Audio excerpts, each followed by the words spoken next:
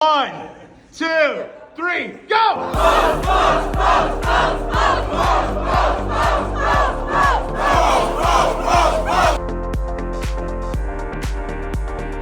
Hey everyone, welcome to the beta episode of the Fraternity Social Media Podcast with Guillermo Flores.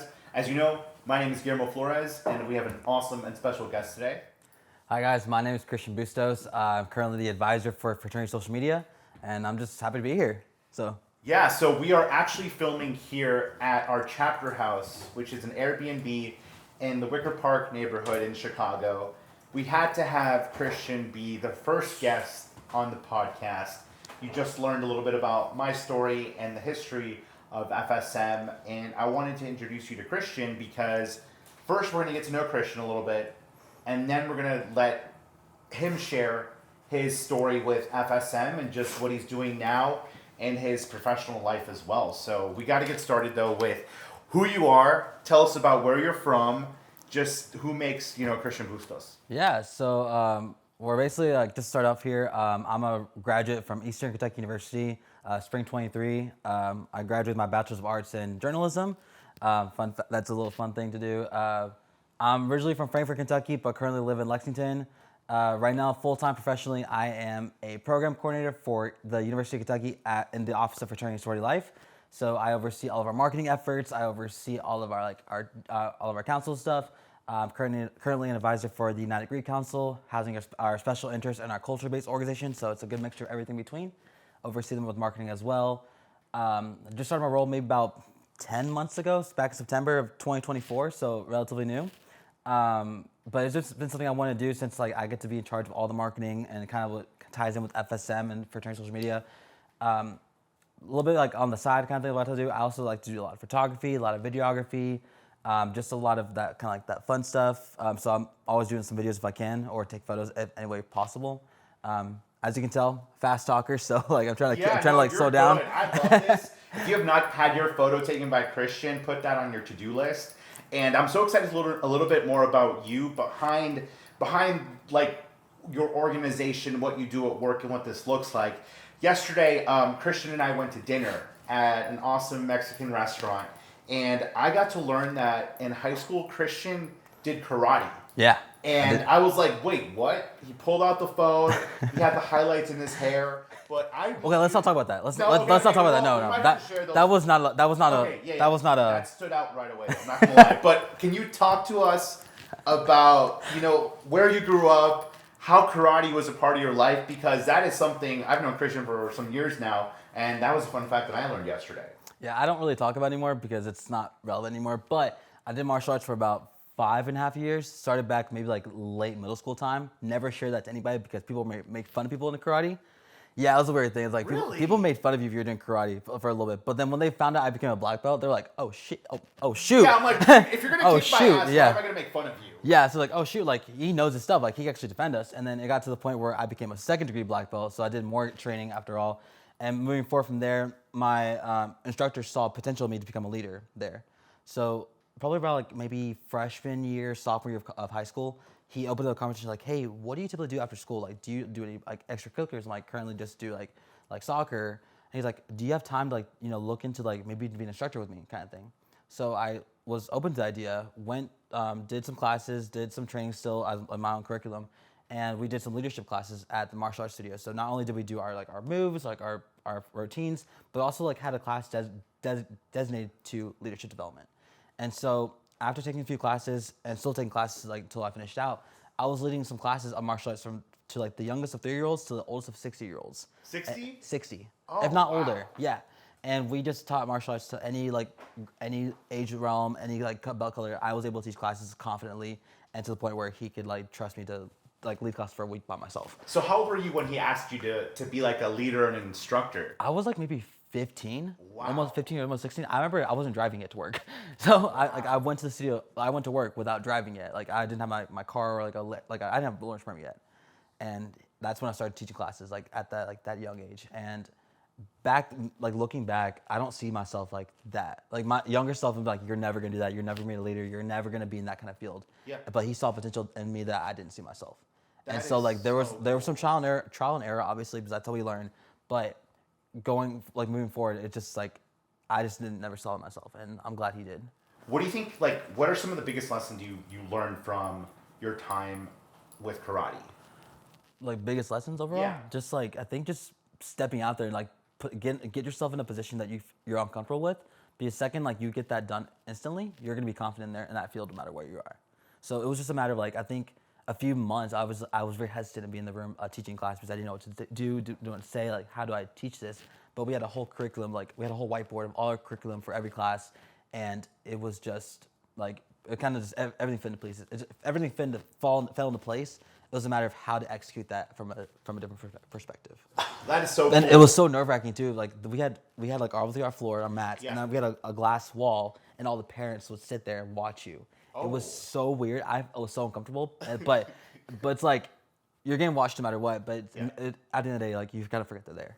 Yeah. So, oh man, but- that is so cool, and I feel like that is something that young men in particular, like they're nervous to try new stuff, to get out of the box. They don't want to get laughed at, or they don't want to like try something new. And I think that's something that's really powerful with what that could look like. Oh, I was scared. Like, Yeah. I was scared. I'm sure, but Yeah. it helped get you out there. It helped you to try something new. So I would love to like kind of talk about what was the process for you when it came to looking for what you wanted to do after high school, and what that was. Yeah, so like I said earlier, I went to Eastern Kentucky University, or EKU for short. About like an hour away from home. I just knew that I wanted to be involved on campus, but didn't know how to be involved. Before I went to EKU during the summer, there was a camp called Camino Camp by the Latino department at EKU, and it was a great way for any student, like junior, senior, or incoming freshman, to live on campus for about a week. Oh, and sweet. the curriculum's all Latino geared to. So like you learned, you had mock classes, you had all these social events throughout the whole day. You had dinners, lunches, and breakfasts all day long. You were in families, like you had like facilitators, a man, a woman, or two men, two women kind of thing. Those are your parents for the week, and they're your facilitators, and your group was your family, and like you did activities with your family all week long. And it was a great way for me to like find a community all ready to go to school before I went in, like without knowing who was there. I didn't know anyone from school. Maybe 4 of us went to high school that went to EKU, or 5 of us. Yeah. And then I made a whole group of friends that went to EKU Latino. And during that time as well, I got to meet members of Sigma Lambda Beta, the chapter I'm affiliated now. Being involved, wearing letters, just helping out the best way possible. And also their like bond was just so good that it's No way. this is something I want to be involved in. When I came into EKU, I told myself I'm never joining a fraternity. Like always the main thing is like I'm never gonna join a fraternity. Yeah. Don't want to be involved. I'm just gonna hang out with my friends, go to my dorm, go to my classes, and call it a day. Yeah. Kind of thing. But I realized that some of my friends who joined IFC, they were loving it, and they went loving it in the moment. Even my friends in Penn-Atlantic, they loved them every minute of it. Yeah. And so I'm thinking like I need to get involved, but how do I get involved and what chapter do I want to go to? Looked into IFC and looked into MGC at EKU. I would love to know, like, what was it like when you were looking at IFC groups? Just because I think it's cool that you were looking at more than one council. I think that's really cool to hear. I was looking at IFC, but the one thing that kind of geared away from me is that I feel like I couldn't relate to them. Like like I'm not offending anybody, not like trying to say this. I just feel like I couldn't relate to anybody there. Versus like Sigma Lambda Beta and Multicultural Greek Council, there was members in that community that I could probably relate to more on a closer level. So I just went to the meet the chapters for IFC to kind of get to know who they are. About 14 of them, so it was kind of a lot. And then MGC, SLB was the only male fraternity in the council. So I went to the informational, learn more about the information, like how to join, what the process is like, all the good stuff. And I went there and I was like, you know what, I might join maybe next semester, or look into next semester. I'm just gonna keep my first semester plain, clean, just like get the feel of college. And so flash forward, sophomore year, second semester hits.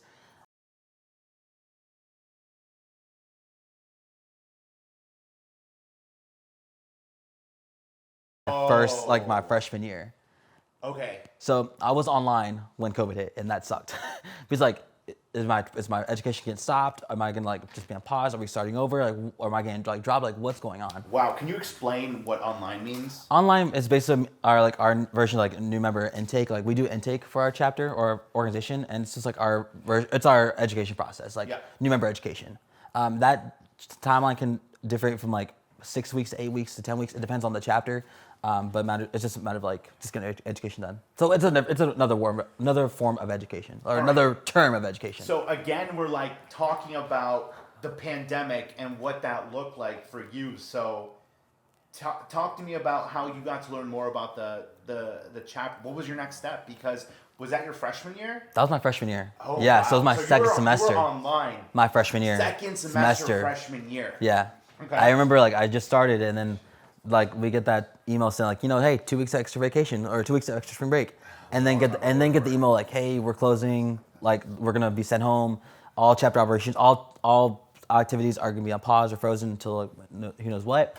When I heard that from the chapter members, they were like, yeah, we'll look into that with our headquarters, see what's gonna go on, but we're gonna try our best to make sure that you are currently we keep you going, kind of thing, because we'd hate for you to start over and then like not want to join ever. And so they worked something out with HQ. I was able to continue my education. And then I was released in August because of like how COVID like took effect on everything. It was really hard for us to get the education out there, kind of thing, because most of our stuff requires to be in person. So, wow.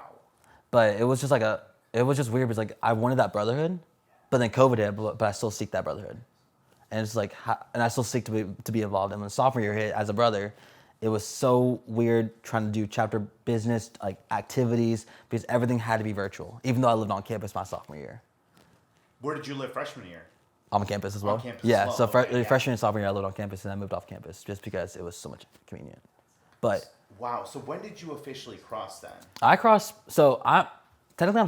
spring 20, but I crossed in August because I started in the spring. Got it. I started in the spring. I literally crossed the day before school started. Really? Okay, so explain then. You explain online.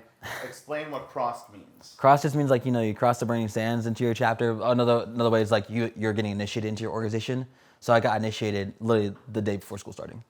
Wow, that's kind of cool. Like, all things considered, like that's really cool just based on what that looked like, what your time frame was, because I'm sure that summer 2020 was interesting. It was nothing really. It was like you're in your room, you're all inside all day, like nothing to do. Like I was on social media scrolling like left and right, but like nothing to do. Wow. Okay. So then it is sophomore year, fall. What did that look like being a new member of Sigma Lambda Beta, and what you guys did? Well, I was trying to be like a new member, just be like be a neo or neophyte, just to be a new member, trying to enjoy the moment. But it was like right away, like getting involved, like get into chapter business, since our chapter was really small at the time. We were probably an active chapter of 7 or 8, so like I thought that was pretty decent size. But we were just already like doing chapter business, like looking forward to like next recruitment. We were looking forward at like posts that they can like post online. We were looking at events we can do that are engaging, that are online. But it was really hard to do events on social media, on Zoom, because no one wants to do Zoom. When you think zoomed out. Quite literally. But when you think of the word Zoom, people are like, oh, we're not going to want to go there to that thing. We want to be in person. But it was a matter of just doing a lot of chapter operations, a lot of trying to get recruitment, especially during like a whole Zoom, informational Zoom engagement events to get recruitment. It was a struggle. So then talk to me about like 2021, 2022, kind of like as time kept going on. What are like some of the biggest takeaways that you learned with being an active member in the chapter? I know for sure, like during that time, being an active member in 2021, that's when I got the role to become our public relations chair or PR chair. So that was a great way for me to get more involved in the chapter. Great way for me to get more creative, to like get more posts up, just try to change the layout kind of thing. But also like try to like step up more role. I was also stroll master, so stroll masters like we lead our strolling, and they as a new member, still as a new member at the time. Being a store master is kind of like a big thing. But it was just a matter of trying to get involved on campus, but try to find ways to get things interactive and creative, especially with posting online, and just try to get my own creative twist with it, but also find it like following and branding and everything. So I always say that there's always an inside joke with PR chairs, like you want to change the feed, you want to change the vibe as soon as possible. When you were first PR chair, what were some of the things that you're like, I want to update this or make this better for my chapter account or media and marketing, social media presence? To kind of change that perspective, I was wanting to like make it more interactive, make it more engaging, rather than just doing like a plain like one color purple and then like a photo. I wanted like something more. I remember we do birthday shout outs, and I tried to make it more like a video aspect. That kind of worked out well. I remember we did like our Founders Week post, and I added like my own like video spin to it, like just kind of like more like fun graphic design layout stuff, but it was like we got to a point that we got more visibility there, but it wasn't enough for where I wanted to be yet. But going forward, it was just try to find like my own spin to it, and I reached out to my now alumni for help and advice. Like, what can I post? Like, should I post this? Should I post that? I asked some of my chapter brothers, like, can you help me make a graphic and just try to like get me like to get more creative aspect. But it took a good step forward. So share with me about culturally based organizations and NPHC organizations, about branding guidelines and colors, what you can use, what you can't use, and what that looks like for groups in NPHC or culturally based groups. So I can for sure speak on behalf about like my chapter, like my organization, is that for our organization, we like to typically stick with our colors. So as you can see, I'm wearing like, purple shirt, like our purple letters, white outline. It's just on brand guidelines. We just typically follow like our brand standards by our national headquarters. So if you look at like my Instagram page for our chapter, like my chapter Chi Epsilon, it's just purple and white, and then some photos of members. If you look at the UK chapter, the one I helped bring back, they're also trying to stay in that purple, white, like purple, black, white realm, and just try to like we like to keep our colors on brand and format.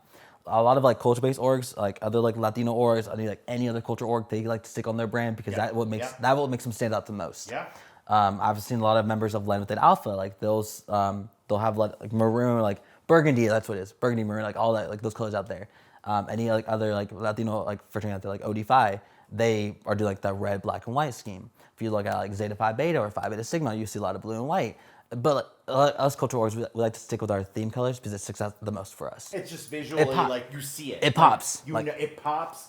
You're never not going to know who is Sigma Lambda Beta. You're gonna always know who they are because you're gonna see their colors. It's branding. It's recognition. Yeah. And I know for like myself being a member of like an IFC group, we're always like, all right, what's the next shirt gonna look like? Yeah. Spring them for the fall. It's got to be different colors from the last semester. But it's just cool in terms of marketing and how different groups do that.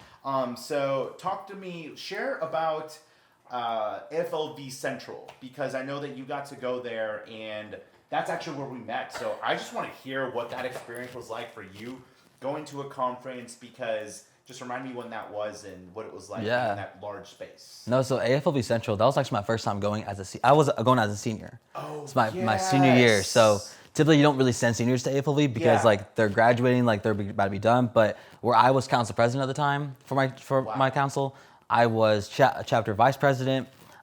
Like I still had like some big important roles. They thought like, it's great if we send your chapter there, like your chapter members like to be there. So you were chapter president and chapter vice president? No, I was chapter vice president. I was council president. Council president and chapter VP. Yes. Wow. And you're a senior. This was February 2023. Okay. Yes. So my FSL director at the time sent my chapter to go because we were like down to like 5 members. So like perfect, like we'll send your chapter, no biggie. No, we sent 4 members after this. And so I remember like at the time my thing was like it's a lot of professional development, a lot of like networking opportunities, and also a lot of like sessions that are geared to like your roles and like what position you are. When I went to AFLE Central, like there was a lot of like council president sessions, or a lot of chapter president sessions, like leader sessions, and I just completely put those out of the way. I saw social media. I'm like, this is what I want to do, because I was also serving as PR chair for both chapter and council. Oh, yeah, I was serving 2 Instagram accounts. So if I hate the word busy. But they're always doing stuff. Oh no, you don't want to know what I was doing like the whole year. It was so bad. I was doing 2 part-time jobs, and the roles. Yeah, we'll get into that later. But during that time at AFLE Central, I wanted to learn a lot more about social media like content, because I was trying to like find ways to get our content get approved more like visually. That kind of thing. Appealing, yes, because it was like I'm bored of what I see right now, and so I saw social media and I saw like there was like a session we were leading about. I forgot what the session was called, but I remember I got there a little late because I was trying to find the session because it was in the very back of the building. I don't know why you did that, but I remember I went to that session. I was in the very back and I sat with a member of Lambda Upsilon Lambda, so another social media guy, also I think a senior at the time too. So like he was also like doing social media. And ever since that session, I was just hooked, thinking like, okay, this guy's gonna help. He's gonna help me like, get our content out there, and I'm gonna try to find ways to get, stuff to get showed more. I remember when I went to your first session, one thing that stood out to me the most is that you're tired of seeing graphics. You're tired of seeing a post with no members on it. You're tired of seeing like a post that like, what am I gonna do with this more? Like this could have been more of a story. This could have been like where's your member at? Like we need to see members in your chapter. We need to see like more engagement stuff. Like make it pop more, make it more outstanding. And so we had like conversations with like that member. We were kind of having that kind of same struggle, and you know, moving forward from there. You at the very end, I love the post video you did, and like that got hooked on as well. Yeah. And so after that session, like you mentioned before earlier, I went to every single session afterwards because I was just hooked on it. Like this is what I want to learn. This is what I need to do, and just move forward from there. That's how I got to meet you. That's how I got to meet Lynn. I don't think I met Heather that time yet, but I remember I met you two first, and I just like, okay, I need to get with these guys more. And I think it was toward like your last session. We were talking about like Marketing 365, I believe. And at the very end, like you walked out, I followed you. I was like, hey Guillermo, like hey, like I have a question for you. And then I asked you like, do you have any internship opportunities? And you were like, no, but let's get back to that later. I remember you were in a hurry, like you walked out fast. You were running to my next. Yeah, you were. Yeah, you went so much quick. Like, I'm always running if you see me at those things. Like I blinked and you were gone. I'm like, there's no way he moved that fast. I'm like, he was gone. And so I was like, that just took my mind. Like, you know, I just want to like look to like see like any more opportunities out there for you, because I was doing internship for my school. I was doing like my part-time job, so I was just trying to get more involved like that. And you know, I think after your sessions, I like took that information that I learned and implemented it to my social media platform for my chapter, and that took off really well. That the brother that took lead for that, he actually started incorporating a little bit more stuff and like got more resources and tools to implement into the Instagram. And that's the piece with you, because you graduate, then there's this period where just like learning about what it looks like. You not sure what you want to do, but marketing has been a big piece of that. Brought you onto the fraternity social media team, worked together in the different summers, and then there's so much more we're going to be discussing, because of course Christian is a very important part of the FSM story, but now he's working as an advisor, as a fraternity sorority advisor at the University of Kentucky, which has just been cool to see. Mm-hmm. So just kind of a parting note, because there's so much more to your story, what would you say to students who like are not sure about how to get their content for their chapter in the place where they want it to be? It's a one piece of advice I'd recommend to anyone who's like looking to get more content out there or like try to get help is don't be afraid to ask questions. Like literally reach out to our Instagram account at Fraternity Social Media. Like Guillermo and I oversee that account, so we can respond to you at any given point. Like we are here to help out best way possible, and people don't necessarily see that because they're too afraid to ask.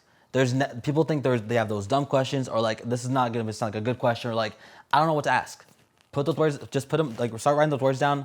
See if it doesn't work out, rewrite it. I think it makes it better. But we are here to help out any way possible, just because you're doing this for everyone out there. I have stepped in to help out as well, and we want to make sure that all of our chapters are implementing all these social media tactics that they're not using. Absolutely, we're a community. We're here to help, and as always, we're here to help. Send that DM over. Christian, can I get your best post, please? Oh my gosh, no, I can't do this right now. Oh, you can do it. Come on. No, can we do it together? All right, we're doing it together. All right, ready? Yeah. 3, 2, 1. Post! We did it. All right, high five.